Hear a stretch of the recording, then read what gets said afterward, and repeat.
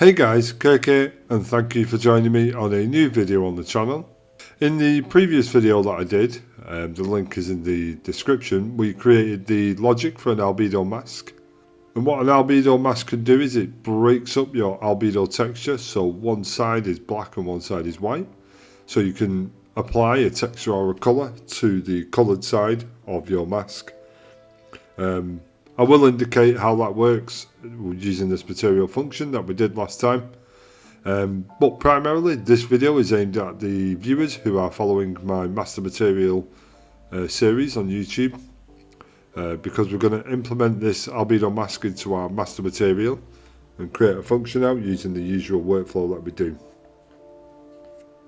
So what I'm going to do now is just demonstrate what the albedo mask does using these assets that you see on screen here.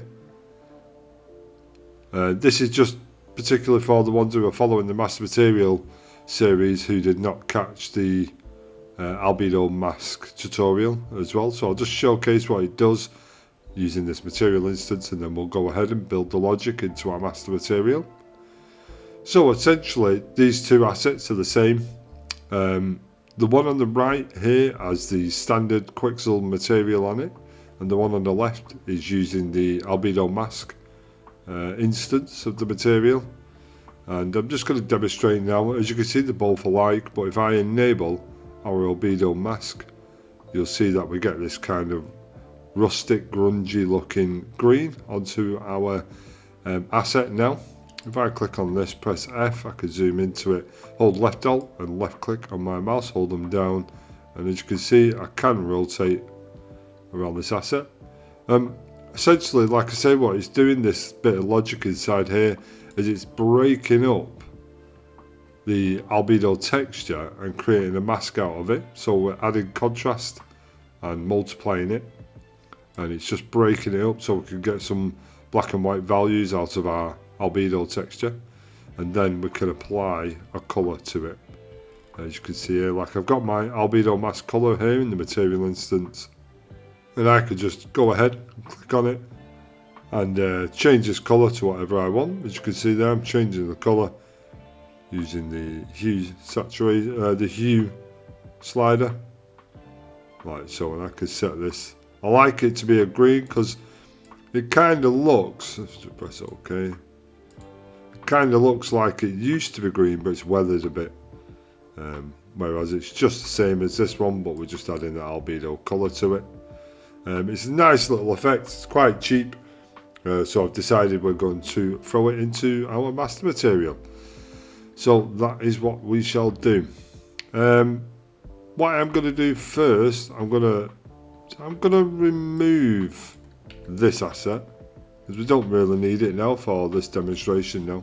I'm going to click on this and zoom in again, and I can now orbit this. As you can see, we're not getting a lot of shine on the front, so I'm just going to rotate my sun here. This is my sun gizmo. If I just click this a few times and get the brightness on the front of the crate, and we can clearly see what's going on. Okay, so I'm going to come to the content drawer. We're going to build our function now. Well, first of all, I'm going to add our mesh master material instance onto this. I've already applied these textures to our material instance, so this should work. Yeah, as you can see, we're working just fine here. And now we're going to apply this function to it. Before we go ahead with that though, I do want to run over a couple of changes I've made in the master material, because we're getting some issues. If you look back at the master material, if you've been following along over the past few videos for this, you'll realise that this one texture object here was in all three of these inputs. We simply need to create a new texture object, so you could just simply duplicate this one and just apply it to each one.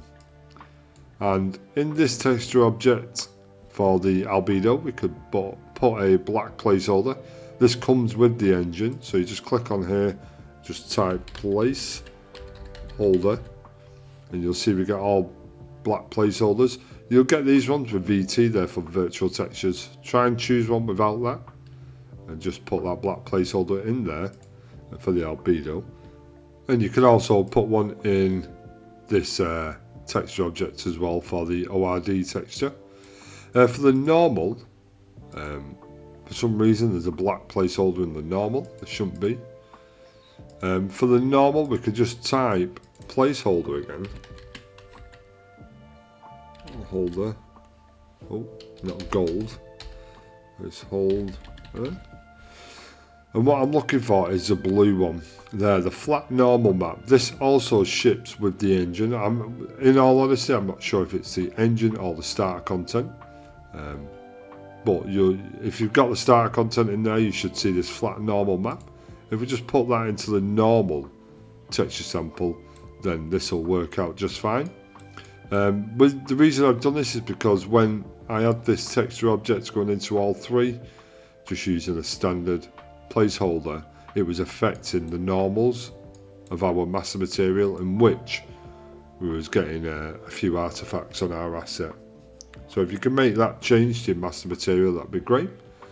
What I want to do now, like I say, is to create the function. So I'm going to come into our master material function and then come into the functions folder. You should have this if you've been following the series up to now. We're just going to create a new folder. I'm going to call this Albedo Mask, like so. We're just going to open this up. We're going to right click in here and go to materials and then get a material function. I'm going to use my naming convention, which is KM, and call this Albedo Mask Logic. This is the same or similar workflow that we're used to on this series. And then we're just going to duplicate that with left control and D. I'm just going to press right arrow on the keyboard to get right to the end. Delete the logic side and just put params.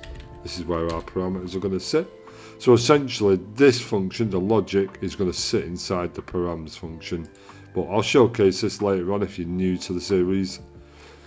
We're going to open up our logic like so. And we are simply going to copy over what we've done in the previous video. That easy. So if I come to materials, testing, I open our Albedo Mask. As you can see here, we've got, this is the build for the Albedo Mask. We only need this bit. I did introduce the colour variation. I'm not going to bother showcasing it. I simply just don't like the way this works. So we're not going to be introducing that into our master material, as it's just not good enough. I will be doing a tutorial on creating our own colour variation. Essentially what this does is basically change the colour of the asset depending on its location in the world. But it's not really great using that speed tree colour variation. So I'll create my own function for that and I'll smash up a tutorial about it. Okay, so essentially we just need this. I'm going to left control and C. This information here, we don't need this as well. This is already in our master material logic. As you can see here, we've got our roughness and also our albedo controls. I'm just going to create this function in this tutorial and put the function right there. So it should be fine. So we're going to jump back into our Albedo Mask logic function. We're just going to left control and V. If it doesn't show up, just click on the anywhere in the grey and then left control and V and it should show up. Right, what I'm going to do now, guys, I'm going to zoom in here like this, and if you did not follow the Albedo Mask tutorial, you could either go and do that or pause the video and copy this down. After that, I am going to change this so it works inside a function properly, but I do recommend going and checking out the Albedo Mask tutorial so you do know how it works. Okay, so now we've got all this filled out, I do want to spread it out a little bit, and I'm going to showcase changing all this to work in a function. If you did copy this down when you paused it, and unfortunately we don't actually need this one minus here, so I apologise for that. Okay, so what I'm going to start off with is our enable mask switch parameter. We're going to change that to a static switch. So I'm going to right click and just type static and get a static switch there. As you can see, we're going to click on that, and this essentially is just the function side. This is a logic side to this parameter. I think you can right click. No, you can't. So if I was to change this to a parameter, if you could, it'd just be that. So they're the same thing. So I'm just going to hold left control and left click on the mouse on the in pin of this true, and just drag these over. Do the same with the false. Like so. We'll delete that, and then from the value input, we're going to drag off there and get an input function. Like I say, you should be used to this now, guys. Wait there. Let me just wait there. Control and Z, Control and Z, Control and Z, Control and Z. I just need this scalar parameter because I'm going to just go copy the name out of it. So I'm going to drag off the value input and just type input. Get a function input, and this is our input. It's automatically changed to a static bool on the input type. I'm just going to copy this name, enable Albedo Mask, left control and C, put it into this input function input, left control and V, and now it's the same thing. We're going to drag off the preview and just type bool, B-O-O-L, and we need the static bool. And if we click back on our input, we can change use preview value as default. So if we click that, if nothing is inputted into this outside this function, you will not get an error, and it will just use a false statement instead. It's quite useful. Okay, so that's that done. I'm going to delete that scalar parameter now. We do need to keep this lerp, so I'm just going to drag this over here like so. I'm just going to create some inputs for our colour. So here, I'm going to drag off this A input, the multiply, type input, and get a function input again.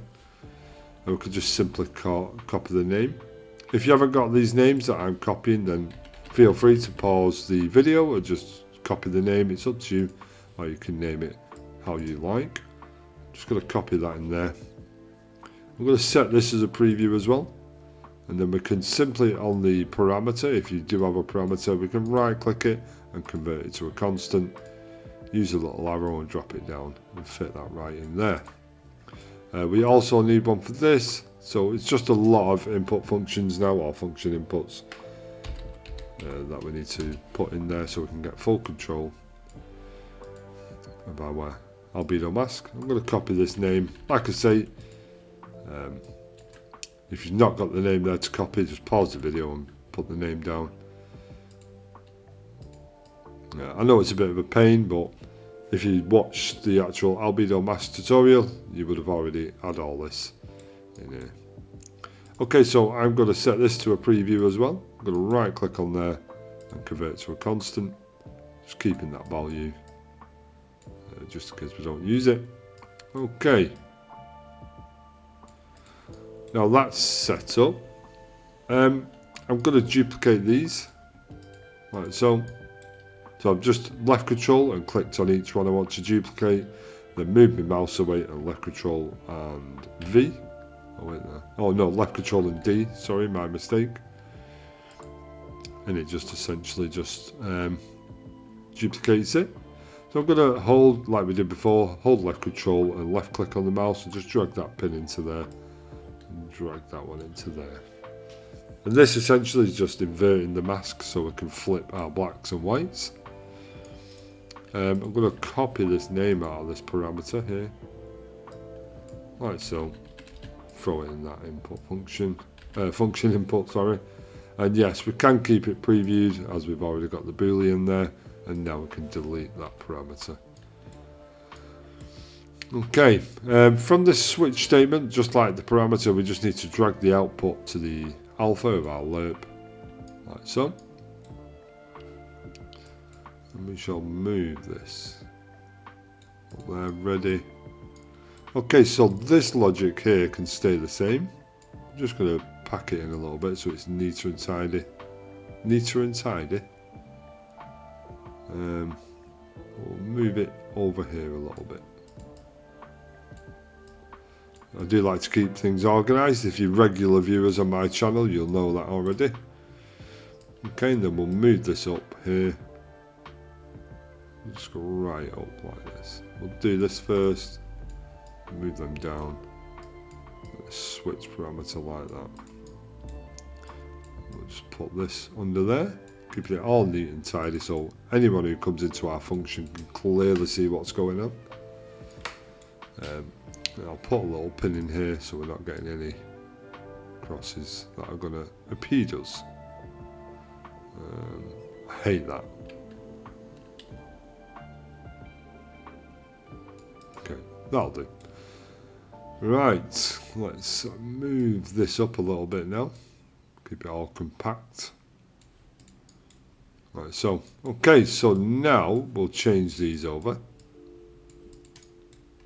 Right, so what I'm going to do, I'm going to drag off this first multiply, get a function input again. And we'll copy this name, which is Albedo Mask amount. Left Control and C. And fire this into the input function, or function input. You will find that I do say input function when it is actually function input, but you know what I mean. We're going to set this as a preview as well. You don't really have to, but I am going to anyway. I'm going to drop this to a constant vector, like so. I'm going to drag off this and get another function input, and then copy this name. This is the inverted side of it. Now both of these constants are set to 10 as a default, so I can just put the name in here, like so. Set the preview. And I could just apply this constant 1 vector into there as well, because both of these inputs have a default value of 10. Okay. I'm going to bring these a little bit closer together. Also with this. So we'll get a good neat little setup, if you like. So. Okay, we could delete them. Now, our function is almost complete. We just need to sort out our albedo input. So for this, if we drag off our input, of our output, the RGB output for our albedo texture, and just type input and get a function input again. Now you'll notice it sets it to a vector 3. If you do that and it doesn't, just come to the input type here, click the drop down and just choose function input vector 3. And that's just the same thing. And for this I could just drag that straight into the B of the lerp. As you can see, the wire comes from the RGB into the B input. And also we need one into this pin here as well. Now I'm going to leave this over here. And you'll see why shortly. Okay, as you can see, my two multipliers here come from this blue output of our albedo mask. Albedo texture, sorry. To get the blue value of our input, so I can just drag off the output of the input vector. Just bear with me. Albedo. I'll just copy that into there. Albedo input. We don't want to set this as a preview because it'll start crying and it'll want us to start applying texture objects, and we don't want to do that just yet. Okay, so that's a bit funky. We need to get the blue output of this albedo. There's two ways we can do this. We can use what's called a breakout float 3, and this will give our input the red, green and blue channel, as you can see on this albedo texture.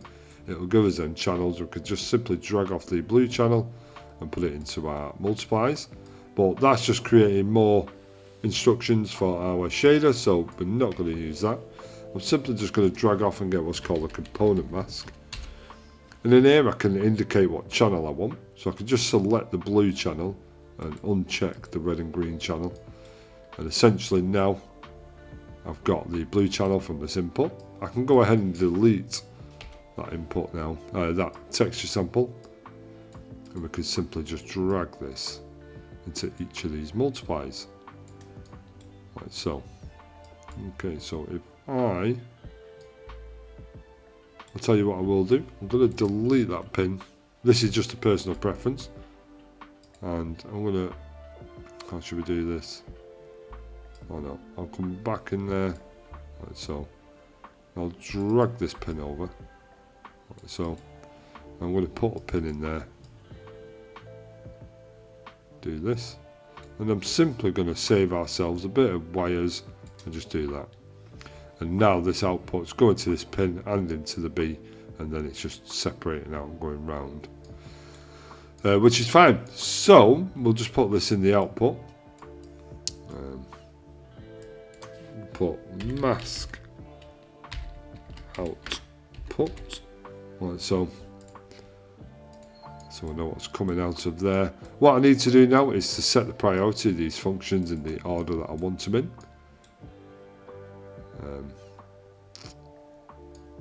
This one can be 0, and then we'll leave the bills at the bottom. So I'll get this colour. This set priority will be 1. This one can be 2.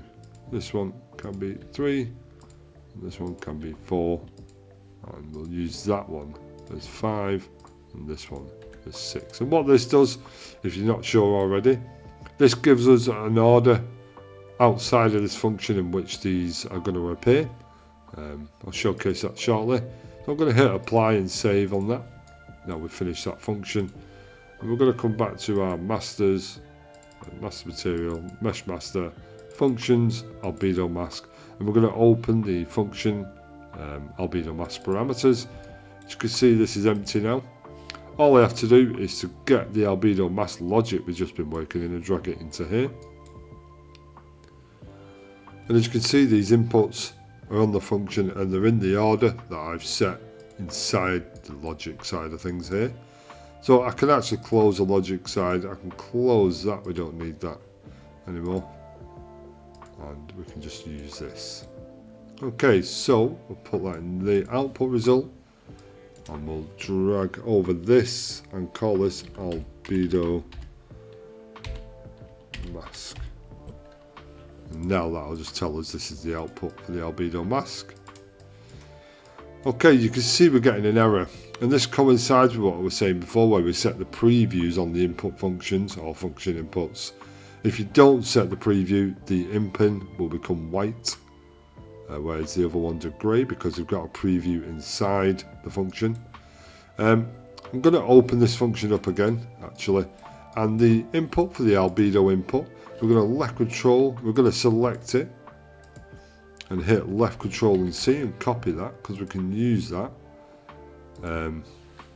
inside here. So I can simply click in the grey part anywhere like this and left control and V. I'm just going to copy that into there, and I can throw that into that input. And now you can see the error has gone for our function, and now we're almost ready. Okay, so now that is done, I just need to set these parameters up. This is quite easy. I'm going to showcase the first one, what I'm going to do. We'll showcase the first one, like I say, and then I'll speed the video up while I do the rest. So we're going to right click on this first input, and we can just simply promote to a parameter, and you'll see it comes up here with albedo mask color, and it's highlighted in blue. If we press the right arrow on the arrows keypad bit of your keyboard, and it'll get rid of the blue so we don't delete it all, and it'll put the cursor right at the end. Then we're going to delete the S in the parentheses, which is simply just indicating that we're using a scalar parameter. I have just noticed an error with this, guys. I've come across an error straight away before I've even applied the function, and simply what it is our albedo mask color. If we open our function up again, you'll see our albedo mask color is set to a scalar parameter, and a color vector is an RGB, which is a vector 3. So we click on the input and just change the input type here on the drop down just to a vector 3. That just saves error later on. We'll just hit apply and save. One other neat little trick that we can do if you like working in functions, because they are very powerful from materials. As you can see here, we've got this function here, and it's indicating we're using a vector 3, we're using scalar parameters, and we've got 2 booleans at the bottom. If you want to right click and promote to a parameter, it'll always have that S in parentheses in there. To get rid of that, we can simply delete the function again, and if we apply that same logic function in again, oh no, it's not worked this time. Generally, maybe if I apply a second version, No, it's not working. So that neat little trick I was going to tell you about is not going to work. Generally, sometimes if you re-add a function inside a function, it gets rid of the parentheses with the initialization in it. It's not going to do that today. So never mind on that. So I'm going to delete that scalar parameter. We're going to right click and promote to a parameter, and it makes it a vector 3. We're going to hit right on the keyboard, right arrow on the keyboard, and just delete the v3 in the parentheses and press enter. And now your naming convention's right.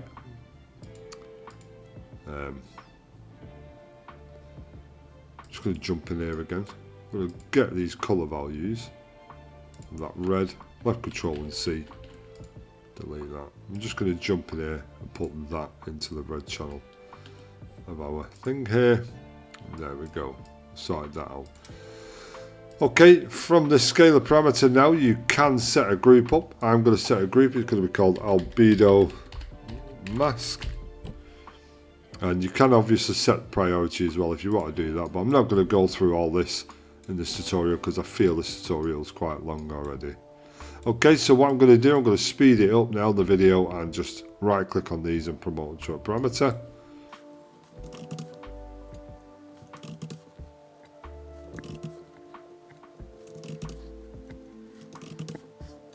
Okay, so now that is done, we've set our default value in there for our colour. I'm just going to jump in here and set this default value to 0.3, so it's not incredibly bright. You can go ahead and set a slider min and max in there as well if you want. We'll change the group to Albedo Mask. If you remember, our Albedo Mask amount, standard and inverted, was both a value of 10 in the default. So I'll put a 10 in there, like so, and these could be left like that. So I'm going to hit apply here now. This is almost done. Save. We're going to close the parameters. We want to drag that parameters function into here. So we come in here and just drag our mask into here. You'll see we've got our Albedo Mask parameters. We can just throw that into here and just input it simply like that. Okay, so we're going to hit apply with there. We're going to compile some shaders now, no doubt. There you go. Okay, so that's done. And now if I click on this asset, we've already got our mesh material instance in there. If I double click this, we'll just drop this down a bit and get a bit of space. Now here at the bottom you'll see, because I've not actually set the group, if I open the params and just drag over that, we'll set this group to Albedo Mask as well. Hit apply and this should change now to Albedo Mask. Okay, we're going to enable it by checking the first one and then checking the statement for it. So this side just enables the switch. As you can see, all these switches are disabled, and once you enable it, then you can set it to true or false. If I tick that now, and now we've got our Albedo Mask in there. I'm sure I set the group for them. Let's have a look. Albedo Mask. Hit apply. That should now fall into place. There you go. Okay, so now we've got our Albedo Mask implemented onto our asset itself. As you can see, one inconsistency with this particular asset using this Albedo Mask is if it's not inverted, the actual colour is going onto the buckle. And if we look at the side here, these handles, it's going onto them handles on each side, and also the metal work on top here. Some assets this will look good with it just standard, and some assets it won't. That's why I give us the ability to invert it. And if I click on this Albedo Mask inverted now, you'll see it takes the colour off the actual rusted metal work on the handles and that, and just leaves the colour on the crate itself. And we can come in here and change these values to what we want. We could change the brightness of our colour. So I'll set this to about a 0.5, so we're not getting a blinding green. That's quite a nice green. And like before earlier in the video, you can change the colour. Okay, so for me that's all about it for the tutorial. Now we've added our Albedo Mask to our master material, as you can see. In the next video I'm going to be showcasing how to use advanced roughness. So we can, what this is basically going to be roughness where if we enable roughness here and put a 0 on it, and then our metallic we'll put say a 0.8, and you can see we're getting this metallic on here. And what the roughness setup I'm going to use for this is it's going to be like a how can I explain it? It's going to be a roughness that enables roughness from outside the roughness, the edges of the roughness texture, my apologies, and it's going to feed inwards from the outside, from the edges of the roughness texture, so we get a bit of like a wetness look on it. Can start becoming rough on the edges, and it's hard to explain without showcasing the logic, but it's more of an advanced version of roughness. But the only downside to it is that it does utilize the specular input of our shader. So yeah, if you found this video useful and you're following this master material series along, and now we're at a great stage, it's almost complete. We've just got to sort the roughness out and the normals for our master material, and then the master material is almost complete. But yeah, so like the video and subscribe if you found this useful, and I'll see you in the next one. Thank you, bye.